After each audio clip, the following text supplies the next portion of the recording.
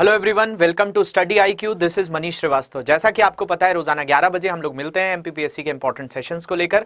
तो आज का जो इंपॉर्टेंट सेशन है उसमें आप लोग जो है MP की केव्स के बारे में जानने वाले हैं। मध्य प्रदेश में कौन कौन सी प्रमुख गुफाएं हैं उनके बारे में एक डिटेल एनालिसिस करेंगे और सारी गुफाएं जो जो एग्जाम्स में आ सकती हैं उनके बारे में जो फैक्ट्स हैं उनको जानने की कोशिश करेंगे। तो शुरू करते हैं आज का सेशन, जो कि किसके बारे में है, तो मध्य प्रदेश की प्रमुख गुफाओं के बारे में है। तो मध्य प्रदेश में कौन कौन सी गुफाएं हैं, तो सबसे पहली इंपॉर्टेंट गुफा की बात करें तो इसका नाम है भीमबेटका, जिसकी खोज 1957-58 में डॉक्टर विष्णु श्रीधर वाकणकर ने की थी। भीमबेटका के ऊपर मैं अलग से वैसे एक पूरा लेक्चर बना चुका हूं, जिसमें इस पूरे वर्ल्ड हेरिटेज साइट को मैंने एक्सप्लेन किया हुआ है। उस लेक्चर को आप भीमबेटका के बारे में बहुत डिटेल में जानना चाहते हैं तो उस लेक्चर को जरूर देख लीजिएगा। तो डॉक्टर विष्णु श्रीधर वाकणकर ने किया था। इस केव्स के बारे में जो बात करें तो इसके अंदर क्या है, मुरल पेंटिंग्स हैं। मुरल पेंटिंग्स की अगर हम बात करें तो इसको हिंदी में कहा जाता है भित्ति चित्र हैं इसके अंदर। तो भित्ति चित्र बनाए गए हैं इसमें अलग अलग जनरेशंस के, palaeolithic, mesolithic, neolithic, stone age, chalcolithic age, बहुत सारे युगों की इसमें पेंटिंग बनाई गई है। मध्य प्रदेश की बहुत प्रमुख गुफा है। कहाँ आती है, तो विंध्य पहाड़ियों पर आती है। 1957-58 में किसने खोजा था, तो डॉक्टर विष्णु श्रीधर वाकणकर ने खोजा था। तो याद रख लेंगे इसका फैक्ट, वाकणकर को इन्होंने उत्खनन कराया था और भीमबेटका रायसेन में स्थित है और यह विश्व का सबसे बड़ा जो है गुफा समूह है। और ये गुफा जो है मध्य प्रदेश के प्राचीनतम गुफाएं हैं और भीमबेटका को यूनेस्को ने विश्व धरोहर में शामिल किया हुआ है। आपको कमेंट सेक्शन में बताना है कि इसको विश्व धरोहर स्थल कौन से वर्ष में जो है डिक्लेयर किया गया है। ऑलरेडी मैं बता चुका हूं, भीमबेटका के ऊपर ले चुका हूं सीरीज, तो जिन लोगों ने वो देखा होगा जरूर कमेंट सेक्शन में बताइए। और ये गुफाएं भारत में सबसे प्राचीन संस्कृति का प्रतिनिधित्व करती हैं और ये ह्यूमन सेटलमेंट, जो मानव का एक तरीके से जहां पर उनका हैबिटेशन हुआ करता था, जो मानव सभ्यता जहां रहा करती थी, उनके रहने के जो सबसे पहले प्रमाण मिले वो भीमबेटका में मिले, रायसेन के अंदर मिलती हैं ये गुफाएं। इसके बाद आदमगढ़ की गुफाएं। इन आदमगढ़ की गुफाएं जो है, इनका नाम जो है मनोरंजन घोष से जुड़ा हुआ है। मनोरंजन घोष ने इसके बारे में जो है इनकी खोज पूरी तरह से की थी। वैसे तो ASI के कई लोग इन्वॉल्व थे, लेकिन इनमें मनोरंजन घोष का नाम आएगा। और ये कहाँ आती है आदमगढ़ की गुफाएं, तो नर्मदापुरम जिले में। होशंगाबाद का नाम अब बदल कर क्या हो गया है, तो नर्मदापुरम हो गया है, वहां पर आती हैं। इनके बारे में अगर हम बात करें तो ये गुफाएं होशंगाबाद क्षेत्र में है। RV जोशी और MD खरे के निर्देशन में 1960-61 में भारतीय पुरातत्व विभाग द्वारा इनका उत्खनन कराया गया था, लेकिन 1922 में मनोरंजन घोष के द्वारा इनको खोज लिया गया था। आदमगढ़ की गुफाएं विश्वविख्यात चित्रित शैलकृता गुफाएं हैं। मतलब यहां पर कैसी पेंटिंग्स हैं, तो यहां पर भी मुरल पेंटिंग्स हैं, भित्ति चित्र बनाए गए हैं।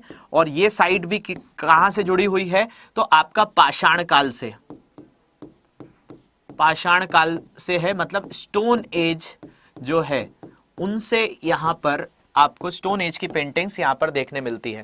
तो ये भी एक महत्वपूर्ण स्थान हो गया। इसके बाद मृगेंद्रनाथ की गुफाएं। मृगेंद्रनाथ की गुफाएं जो है ये भी मध्य प्रदेश की गुफाएं हैं, जिनको हाल ही में खोजा गया है। तो इनको 2009 में पुरातत्व विभाग, जो आर्कियोलॉजिकल सर्वे ऑफ इंडिया है, उसने इस गुफा की खोज की। कौन से जिले में आती है, तो रायसेन के अंदर आती है, रायसेन के पाटनी गांव में आती है। देखिए इस तरह के क्वेश्चंस आपको आएंगे कि भाई भीमबेटका गुफा किसने खोजी, भीमबेटका कहां पर आता है, आदमगढ़ की गुफाएं कहां आती है, इनकी खोज किसने करी। तो मृगेंद्रनाथ की जो गुफा है वो रायसेन के पाटनी गांव में है और ये जो है गुफा 1 किलोमीटर लंबी भी है। तो 1 किलोमीटर लंबी जो गुफाएं हैं उसके अंतर्गत आ जाती है।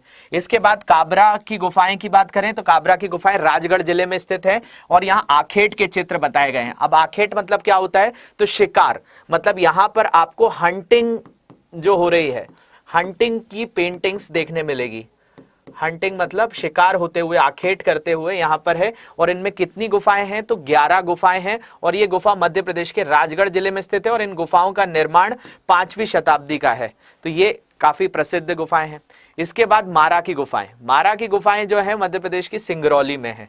तो मारा की गुफाएं कहां पर है, तो सिंगरौली के अंतर्गत आती हैं, ये भी अच्छे से याद रख लीजिए। इसके बाद है उदयगिरी की गुफाएं। उदयगिरी की गुफाएं विदिशा नाम के डिस्ट्रिक्ट में है और यहां पर जो है जैन धर्म से जुड़ी हुई हैं, जो गुप्त काल में बनाई गई थी। गुप्त काल की जो है ये गुफाएं हैं, मतलब गुप्त एज से जुड़ी हुई हैं।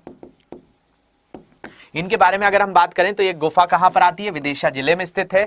इनमें कितनी गुफाएं हैं, तो उदयगिरी गुफाओं की संख्या 20 है और ये गुफाएं 4वीं-5वीं शताब्दी की हैं, जब कौन सा वंश शासन कर रहा था, गुप्त वंश शासन कर रहा था। गुफा नंबर 1 व 20 जैन धर्म से संबंधित है और 5वीं में वराह अवतार से संबंधित। वराह अवतार का मतलब भगवान विष्णु से। तो ये हिंदू धर्म और जैन धर्म दोनों से जुड़ी हुई है, लेकिन जो गुफा नंबर 5वीं है उसमें वराह अवतार से संबंधित है और 1 और 20 जो है वो जैन धर्म से संबंधित है। किसने बनवाई थी, तो गुप्तों ने ये गुफाएं बनवाई थी। कुल गुफाएं कितनी हैं, तो 20 गुफाएं हैं। इसके बाद पांडव की गुफाएं, पांडव की गुफाएं जो है पचमढ़ी में है। तो ये जो है गुफाओं में पांडवों ने अज्ञातवास किया था और ये होशंगाबाद जिले के जो है पचमढ़ी में स्थित है और होशंगाबाद का नाम अब बदल के क्या हो गया है, तो नर्मदापुरम हो गया है। तो नर्मदापुरम के पचमढ़ी स्थित है और यहां पर बताया जाता है जब पांडवों को 1 साल का अज्ञातवास मिला था तो उसमें वो इन गुफाओं में रहे थे, जो पांडव की गुफाएं हैं। फिर बिलोवा की गुफाएं की बात करें तो बिलोवा की गुफाएं मध्य प्रदेश के ग्वालियर जिले में स्थित है और ये गुफाओं में शैलकृत शैव प्रतिमाएं हैं। शैव प्रतिमाएं मतलब शैविज्म को समर्पित। शैविज्म का मतलब क्या होता है, तो भगवान शिव को समर्पित ऐसी गुफाएं हैं और इन गुफाओं का निर्माण 11वीं और 12वीं शताब्दी में है। तो 11वीं 12वीं शताब्दी की है कौन सी, बिलोवा की गुफाएं। इसके बाद शंकराचार्य की गुफाएं। शंकराचार्य की गुफाएं जो है ओमकारेश्वर जो है आपका खंडवा जिले के धार्मिक स्थल ओमकारेश्वर में स्थित है और इन गुफाओं में शंकराचार्य ने शिव आराधना की थी। तो जो शंकराचार्य की गुफाएं हैं वो मध्य प्रदेश के ओमकारेश्वर में है। इसके बाद बढ़े अगले तो बाघ की गुफाएं, ये धार जिले में है। ये भी गुप्त काल की गुफाएं हैं और धार जिले से जुड़ी हुई हैं। तो इन गुफाओं की खोज 1818 में हुई थी और ये गुफाएं धार के पास बाघनी नदी के किनारे हैं। तो बाघ गुफाएं भी क्या कहलाता है, इनका निर्माण गुप्त काल में 4वीं-5वीं शताब्दी में हुआ था और इन गुफाओं में मुराल पेंटिंग, जो मुराल पेंटिंग होती है इसी को बोलते हैं भित्ति चित्र। मुरल मतलब जब दीवारों के ऊपर पेंटिंग्स बनाई जाती है तो उसको मुरल पेंटिंग कहा जाता है, देखने मिलती है। और इन गुफाओं की कुल संख्या कितनी है, 9 है और गुफा नंबर 2 और 5 में बौद्ध की मूर्तियां हैं। तो गौतम बुद्ध की मूर्तियां, उनकी जातक कथाएं जिनमें इनके पूर्व जन्म की कथाएं बताई गई हैं वो वर्णित की गई हैं। इसके बाद जो है भरथरी की गुफाएं, ये उज्जैन में है और ये परमारों के समय की बताई जाती हैं। तो इनके बारे में भी देख लेते हैं। इन गुफाओं की संख्या कुल कितनी है, 9 है। ये गुफाएं उज्जैन में स्थित है और इन गुफाओं में रंगीन चित्र देखने मिलते हैं। कलर जो ऑर्गेनिक कलर है, जैविक कलर है, इनका निर्माण 11वीं शताब्दी में परमार वंश के शासकों द्वारा हुआ था और इन गुफाओं का निर्माण काली देह के पास भरथरी के सम्मान में कराया गया था। तो ये जो है काफी प्रसिद्ध गुफा है। उज्जैन के अंदर जाएंगे तो आपको भरथरी की भी गुफाएं मिलेंगी। इसके अलावा हमारी एमपीपीएससी की टेस्ट सीरीज जो है वो आपको कहाँ मिल जाएगी, तो एमपीपीएससी की टेस्ट सीरीज आप टेस्ट IQ का ऐप डाउनलोड करेंगे तो वहां पर ये आपको टेस्ट मिलेंगे जिसमें 15 आपके फुल लेंथ टेस्ट जो हैं जीएस के आप वो दे सकते हैं और 2 सीए सेट के टेस्ट दे सकते हैं। तो होप ये सारी चीजें आप लोगों को समझने आई होंगी। किसी भी तरह के कोई सजेशंस हो, डाउट्स हो तो कमेंट सेक्शन में हमको जरूर बताइएगा। Thank you very much for watching this. Have a great day.